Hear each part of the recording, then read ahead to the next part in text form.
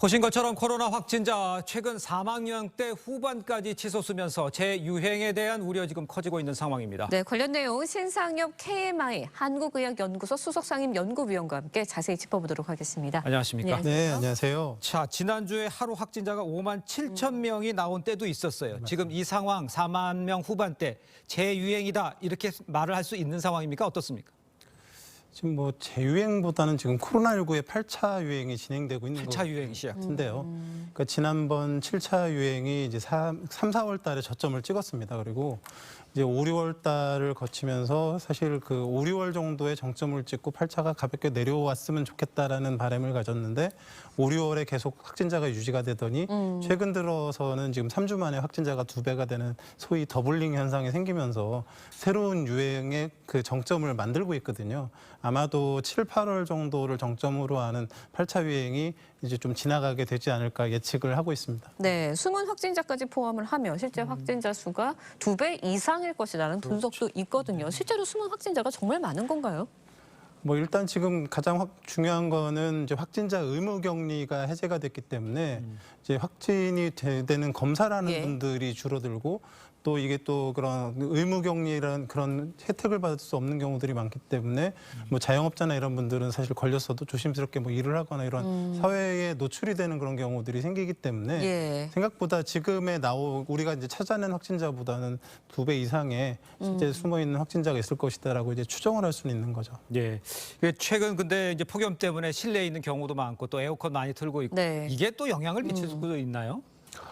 에어컨 자체가 뭐 문제는 아니죠. 그런데 문제는 뭐냐면 이제 코로나19라는 게 잘 아시겠지만 산밀에, 그러니까 밀접, 밀폐된 그런 환경에서 사람들이 오랜 기간 접촉을 했을 때에 감염이 되는데 이 에어컨이나 이런 그 환기 시설들이 환기가 안 되는 곳에서 에어컨을 예. 틀게 되면 바이러스 확산 범위가 넓어집니다. 아. 그러니까 오염의 정도가 심해진다라는 거죠, 범위가. 그래서 그 안에 있는 사람들이 더 많은 사람들이 이제 위험에 노출이 될 수가 있기 때문에 여름이라 덥지만 네. 그 중간중간에 환기를 잘 시켜주시지 않으면 에어컨이 어느 정도의 그런 감염 매개가 될 수는 있습니다. 네, 면역력도 좀 짚어봐야 할 것 같은데 지금 면역력이 약해지는 시기인지도 궁금하거든요. 어떻습니까? 이제 뭐 코로나19에 대해서만 말씀을 드린다고 하면 저희가 지금 백신 접종을 해서 백신 접종에 의한 면역을 갖고 계신 분들도 있고 자연 감염으로 면역을 예. 가신 분들도 있고 그렇죠. 이 두 개를 다 가지고 있는 분들은 이제 하이브리드 면역이라고 해서 이제 그걸 이제 그 표현을 하는데 보통 백신 접종에 의한 면역이나 자연 감염의 면역은 한 방어 능력이 3에서 6개월, 정말 길어야 6개월 간다고 보시면 됩니다. 그리고 백신 접종과 그런 자연 감염을 예. 둘 다 가진 분들의 하이브리드 면역은 한 8개월 정도까지는 유지가 되거든요. 네. 그런데 지금 우리 국민들이 이제 마지막으로 접종을 받은 시기가 대부분 8개월이 넘었습니다. 그렇죠. 그러니까 자연 감염은 중간중간 계속 이루어지는데 이런 백신 접종과 하이브리드 면역을 같이 가지고 있으면서 방어를 갖고 있는 분들이 사실 줄어들고 있기 때문에 예. 현실적으로 이제 마스크 착용 해제 확진자 예. 의무 해제가 이렇게 해제되는 상황에서 이제 어느 정도의 확진자 증가가 불가피한 그런 상황이 된 거죠. 그렇군요. 아까 뭐 8차 예. 유행이다 이런 얘기도 해주셨고 또 뭐 오미크론이라 뭐 변이도 많았었잖아요. 네, 맞습니다. 그 다른 변이가 나타날 가능성도 있습니까? 지금 상황에서? 지금 전 세계적으로 변이에 대한 모니터링을 하고 있습니다. 네. 예. 지금까지는 그 우리가 친숙한 오미크론과 오미크론의 하위 변이 그리고 오미크론의 재조합 예. 변이 이 세 가지가 유행을 하고 있는데요. 지금의 전 세계적인 주도를 하고 있는 변이는 XBB라는 변이입니다. 이 변이는 이제 우리가 잘 아는 BA5라는 오미크론 변이, BA5와는 좀 다르게 예. BA2.75라는 켄타우로스라는 변이랑 BA2.10.1이라는 그런 두 오미크론이 재조합해서 만들어진 변이인데 사실 이게 조금 문제인 게 전파력이 굉장히 높을 뿐 아니라 예. 우리가 지금 가지고 있는 BA5 기반의 이가 예. 백신에 듣긴 하는데 아주 잘 듣지는 않습니다. 그래서 지금 방역 당국에서는 이 새로운 변이, 지금 전 세계 유행하는 XBB를 대비한 새로운 백신으로 가을철 백신 접종을 진행하려고 하고 있습니다. 네, 면역력이 좀 약해지는 시기이기도 하고 또 바이러스도 전파력이 굉장히 센 바이러스이기도 하고 그렇다 보니까 당장 필요한 거는 그럼 백신 접종을 다시 해야 되냐? 이런 문제도 있는 것 같아요. 어떻게 보시나요?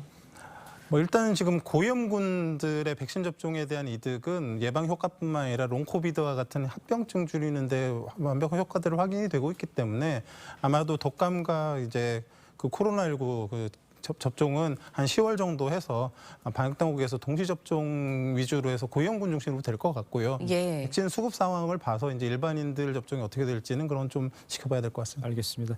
아까 뭐 재유행 얘기도 이제 저희가 걱정을 하는 부분이고 그런 이야기를 하고 있습니다만 중요한 거는 그렇게 재유행 됐을 때 얼마나 아플까 또 치명률은 어떨까 이런 것들이 사실 걱정이고 고민이잖아요. 그거에 대해서는 어떻게 특별히 생각되고 뭐 연구된 거 있습니까? 저희가 걱정을 하는 게 이제 바이러스가 변이가 생기면 혹시 치명률이 올라가지는 않을까. 그러니까요. 전파력이 더 올라가서 대유행이 오지는 않을까. 예. 그렇죠. 그런 건데 일단은 변이는 우리가 알고 있는 변이가 아직은 유행을 하고 있기 때문에 특별히 치명률이 올라가거나 증상이 심해지거나 그런 양상이 나타나지는 않을 것 같고요. 네.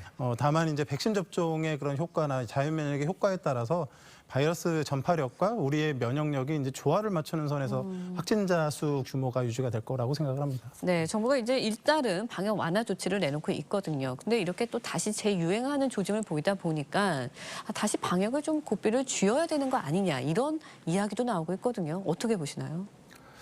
사실 이제 방역에 고삐를 준다라는 건 국민들 체감되는 건 사회적 거리두기를 강화하는 건데 사실 그런 건 제가 보기엔 쉽지 않습니다. 예. 지금 상황에서 사실 초점을 맞춰야 되는 거는 사실 젊은 분들은 코로나19에 걸려도 큰 뭐 위험이 네. 없지만 고위험군들 같은 경우는 아직도 실제적인 위험이기 때문에 네. 고위험군들의 백신과 치료제 이런 부분들이 충분히 잘 공급되고 원활하게 접근성을 올려주시는 것들이 지금으로서는 더 방역당국에서 신경 쓰셔야 되는 부분이라고 생각을 합니다. 네, 고위험군 같은 경우에는 그러면 어떻게 대응을 좀 해야 할까요? 그냥 격리를 좀 나가지 말고 좀 집에만 있어야 되는 건가요? 아니면 백신 접종을 좀 적극적으로 해야 되는 걸까요? 결국은 그런 거죠. 이제 그 거리두기가 개인적 거리두기, 사회적 거리두기가 있는데요. 사회적 거리두기는 격리입니다. 그러니까 본인이 걸렸는데 밖으로 나가면 사실은 다른 사람이 위험해지지 않습니까? 그게 중요한 거고 개인적 거리두기가 세 가지가 있습니다. 손 씻기, 마스크 착용, 백신 접종. 그래서 내 손에 묻어 있는 바이러스는 손 씻기로 제거를 하고 외부에 있는 공기에 있는 건 마스크로 막아내고 그래도 들어오면 내 몸에 항체로 막아내는 이 세 가지인데 이 세 가지를 다 좀 신경을 쓰시는 개인적 거리두기에 신경을 쓰셔야지 사실 이번 코로나 유행을 조금 더 안전하게 지내갈 수 있을 것 같습니다. 알겠습니다. 자, 오늘 말씀 여기까지 듣겠습니다. 고맙습니다. 네, 고맙습니다. 고맙습니다.